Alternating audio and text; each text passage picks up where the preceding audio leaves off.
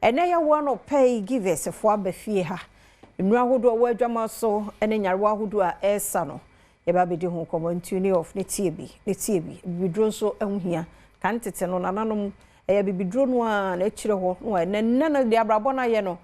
ntimi ti na nyumakuo bi ti say give us won mo akọ kwaye no mo mate o ma ye no nu a won mo ton me mo akọ abai na bia boko de doc mpato we de yempeni yenkofa bai Dr. Solomon Kwabi se me fa akwanya we na ma mo anitri nkwa mo me dana se na nyangopon so nhira na anamoto obetu nyina no enye nhira na nkunimdie nya uchafa pa amen wase abrepe mu no wa wobetene nka wo ahoma no so na bibia na tumi akonka edana se no sanse me sanfa fide kase so na memfa yakọ kese emfa emono akasa ni nua bema eja one na abobra na anti aye adwuma Charles Kojofo so dadi loba memfa yakọ kese emfa ma ebusuafo adofo wiase ene Ghana nyina esanse oyo obrempon ni petite kese pa internet no yewie ndie ma yendi yapomudi ho enkomo sene no ebetumi aboaye na me de no miensa no etumi ede aba tinoma memfa we no emfa shase we na ye give us GC mixture and afa ne capsules no wa wo hwemi anope na wo san ATM no onim se nipedua no ene nipedua akwa no da ne da yakone aba ya yekọ ede eba no ese etumi hwe ma yarewa hoduo bia ebeba nipedua no mu no yetumi hwe se ebetumi ade etu ase na enumo no give us GC mixture and afa ne capsules me pacho eye bema ene obedro etu infections and afa enemu yarewa ase yaka infections na ya wana hodo bebre niama hodo do na so na ede ba ya woni virus ede ba ya woni bacteria ede ba ya woni eye fungi enso ede etu eme ede ba na ni nyina ekire no so no ya san ewo eye enemu yarewa ahodo a eno so ya na etete eye nipedua no enemu yarewa no ye wo STI hodo ani nyina no a ebre ne edo nyina no eya enemu ene ya yede yakokofa edeba na yehwehwe mu a yetumi aye no eya na enem yarewa na doso infections no so doso enu nti na give us Herbal Center ye ba ye mpese ye bebo bidin na ye jebi na beka so ene wonu mu keka ka yare ahodo ni nyina no meme de wo ma mmoso nti eduro na hu hia mame na mom no wonipedua no anase wonipa na wonam ho no mo na onim se ne wonipedua no etie enti ensakra ahodo bi e beba nipedua no mu bia no se wutumi ehwe na wutu ho anamo na ukope dupa ne ahu be nyansa obekwa yaresabia no meye mu hwehwemu no magye atomu ampasa yare we na ha wo no wo mu gitumu sana we pe ene edura ebe den ebetumi etu ase de ama wo enunti ubo se bema ebi wo ho no mo ebre ne edo nyina atade ba ko otaye hye ene ye ya no apepa nanim no we yi di ato ho ade eche no asanta no de egu ne kon ene ne wo kọ azanse wo shatade na infifire ewo wo nipedua no mu nti no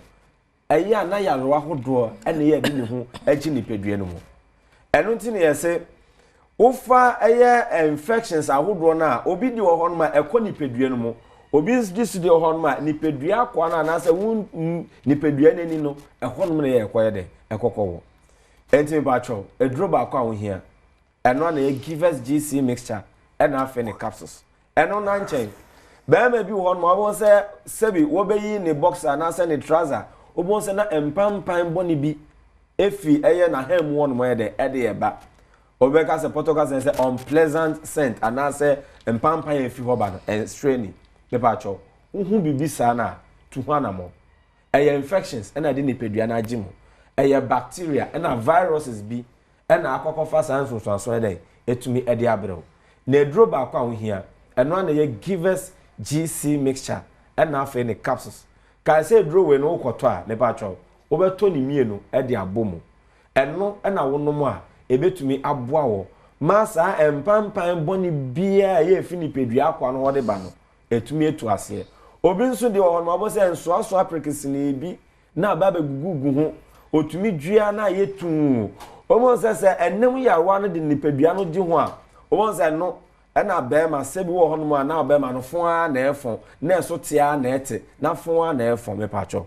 kona ko pedro na sa ennem yarwa emmo na ababedi nipadua no mu no na tu ase na nipadua no entumi enya na ho oden eno na ye givers GC mixture na afa ne capsules eno na wo hia obi nso di ho no a obo nso ho no mo sebi ogun nsuo na emu ya ne ya na emu hyehye no otumi chimwa nsa na aba obi nso wo de a ene owie ya wotu ne zip mu a wo kwa na afa foforo sande no wo kwa akogina ho obaye ne hu bia na emba me pa cho ni nyina no eye nnem yarewa ene infections na ababaje bema unipedua na ede etumi di aboso eduro we na wo hia na mba cho eduro we no oto a ye wo niam ahoduo bi no mu a ye be hye wo se menye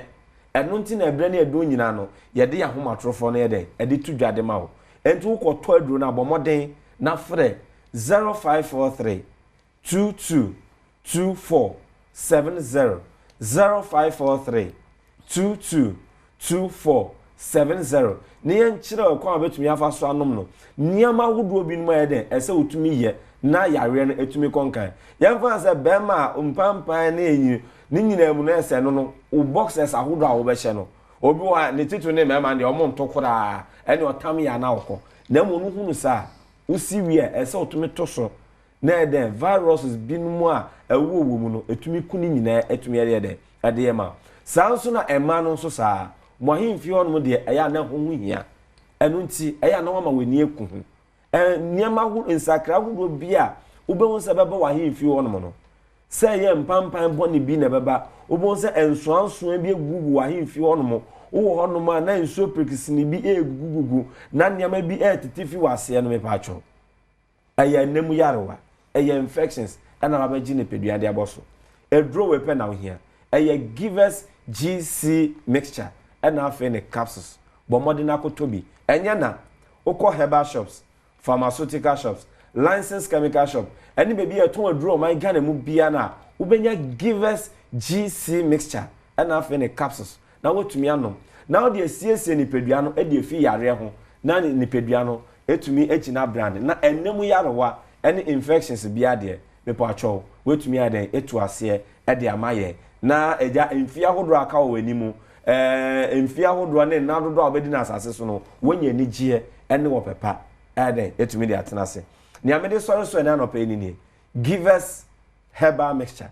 givers a entontom eda ho enu ni mepo acho we anope sorry aso waye boho oji hu bia enje ni pedua na se obre abem nka obi wakwakoda na wa sorry de ense otumi nya ho de ekoba ne sana eya wo immune system no enkwamo na ebo ni pedua no ho ban no eno na no adwojo ense otumi hyemu kina ense wo mu atumi de e manage na brane eduro ba akope na wo hia eya givers herbal mixture givers antontom ede eda ho bomodena tobi nanom na ebre ne edo nyina no ni pedua no entumi nyina bone na ni pedua kwa na ebo ni pedua no ban no etumi ama ni pedua no ebre ne edo nyina wokọ ene wo ba wakọ ne aba nyina no etumi ade akonkan etumi de ama wo enu akire wo atiri di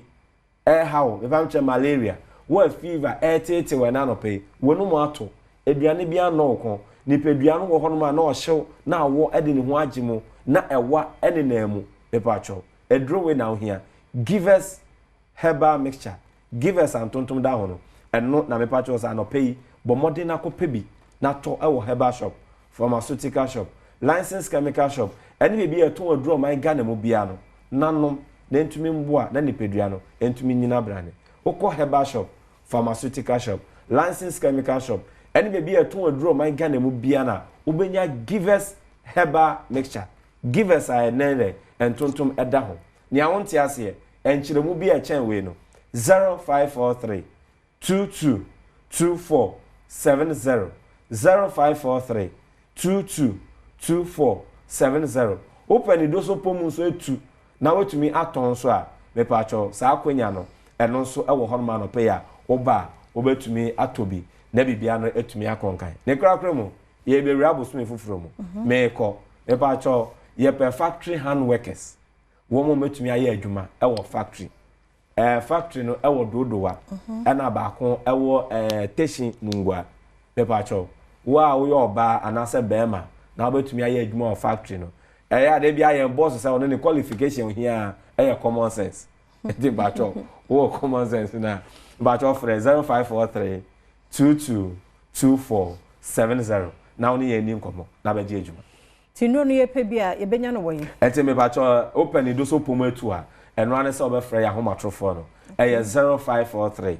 222470 atena kese ne de ye wotation nungwa ekwan no so ho no ma na bacho obehu givers echira na baako nso ye benya bi baako de herbal shops awodo pharmaceutical shop licensed chemical shop ani bebi eton aduro oman mu ani amano ni nyina no me paso ko betumi nya na baako ho na watumi ato okay na nuro no onsa baako bu fa ne mienu ye no na eno na givers GC mixture na fa ne capsules enti we no auto ni mienu bom o fa nso a o fa ne mienu ede edi bom na ede etumi abo na yare no etumi akonka na wom no we na ya afre ezan se ye wonuane bi wo ho a etumi ehyew se mendi we for ebre we ne ya kyerɛkyerɛ ne ma baako mienu bi a obetumi aye ansana me no ya kasa na etumi aboa enti no bo modern se obefrɛ 0543 222470 ne ye ne wadi nkomo ne ya ma wo nkyere mu ansana eduro no wetumi ano yada se papa pa give us a center na yete won kan yenkomra na yeba foforo ho yebeto so